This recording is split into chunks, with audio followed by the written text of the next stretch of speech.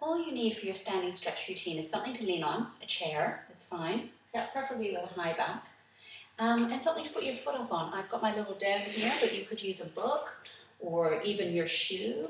Anything, take your shoe off and lean on it, as long as it's not too minimal and too flat. A flip-flop wouldn't do. And put the ball of your foot up on your book, your dome, whatever you've got, and then step the other foot forward so you feel a nice stretch down your calf. As you're stretching your calf, think of the length through your spine. You can think about your breathing in all of this as a nice place in which to breathe into the back of your body and into your rib cage. That's another post. So if you want to read about breathing, check out my breathing post. And then swap sides. Ball of the foot is up, or however much of your foot needs to be up, so you get a good stretch through the back of your calf when you step the other foot through. Make sure the rib cage is nice and relaxed. Sometimes when we're stretching, we do that lifting of the rib cage, trying to create length. So make sure the rib cage stays down and that you're finding length through the back of the body, along the length of your spine. Once you feel you've got a good stretch for your calves, you can get rid of your dome or your book and then tuck the toes under. So you're stretching the top of the foot and the front of the ankle. Really easy to get misaligned with this one. So make sure that you're not rolling your heel out.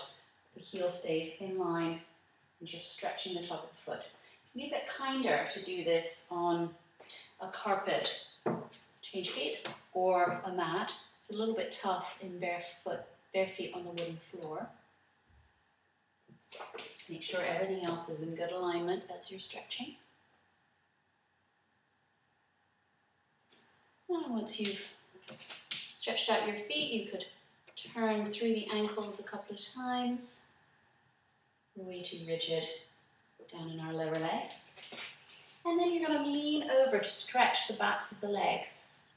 So you want to keep a neutral spine. You want to shift your pelvis behind your feet. We often tend to want to do this and come into the fronts of our legs. So come into the backs of your legs.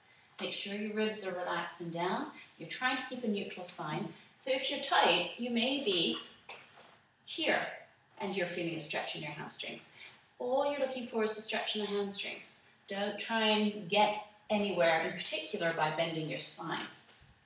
You want to separate the pelvis from the back of the leg. Feeling that nice stretch down the backs.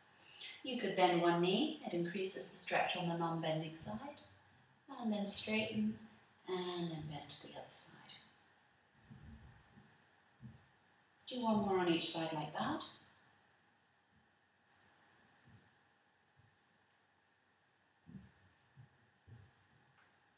And when you've done those two, take the legs wider, keep the legs straight, and just shift your pelvis from side to side so you feel a stretch in your inner thighs.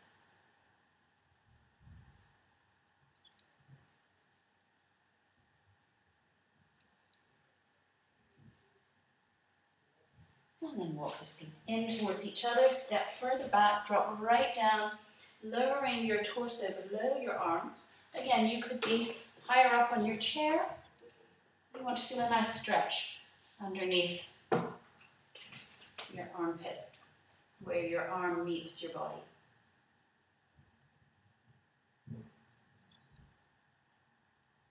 And then coming up from there, keep your hands on your support. Again, if you're on a chair, it could be higher, that's totally fine. Bend your knees and bring your left hand to the same side shoulder, to your left shoulder. You've got your legs bent so your pelvis stays still. I want you to turn the breastbone around. And once you've turned your breastbone around, reach your hand out. So you've got a nice rotational stretch for your spine. And do the other side. So the same side, hand to shoulder. Turn the breastbone around.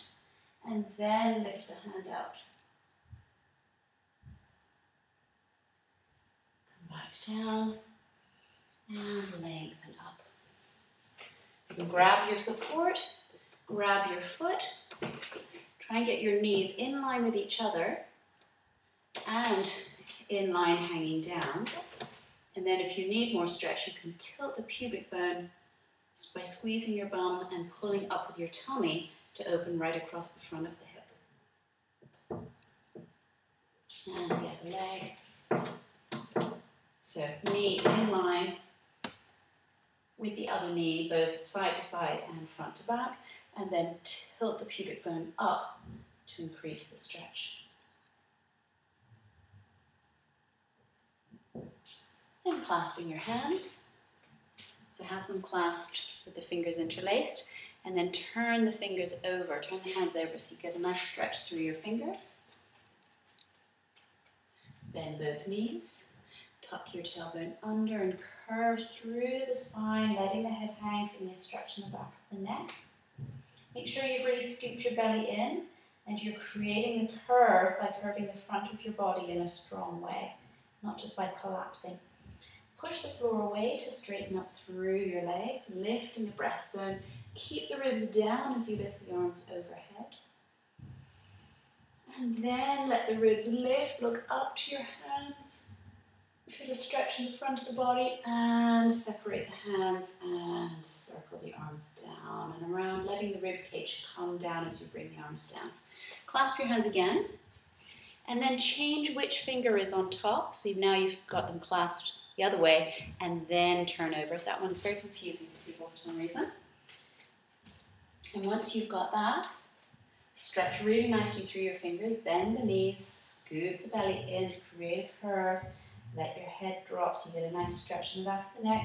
Make sure your shoulders stay down here, that you don't try and get more curve by pushing your shoulders up to your ears. That doesn't actually create more curve, it just feels like it. And then push the floor away to lengthen up through your legs, lengthen up through the spine, lift the breastbone, keep the breastbone down to start with, keep the ribs down. And then lift the breastbone, arch the back, look up to your hands, and circle and stretch the arms away. Holding on to your support, step back with one foot, so you're up on the toes, and then bend the front knee, taking that leg as forward as you need to so the knee is right over the foot. So you're looking to feel a stretch in the front of this hip. Tilt the pubic bone up by squeezing your bum, pulling up on your tummy. You feel a really nice opening right where the leg meets the torso. Then side bend over towards your support. I forgot to say that you should be stepping back with the outside foot, not the inside one. This doesn't work unless you're leaning towards your support away from the stretching leg. And then coming up, do the other side. So your outside leg is stepping back, you're up on the toes, bend the front knee, make sure your foot is under the knee. You don't want it with the knee coming forward over the toes. Then tilt your pubic bone up, feel that nice opening right across the front of the joint, and then side bend over towards your support.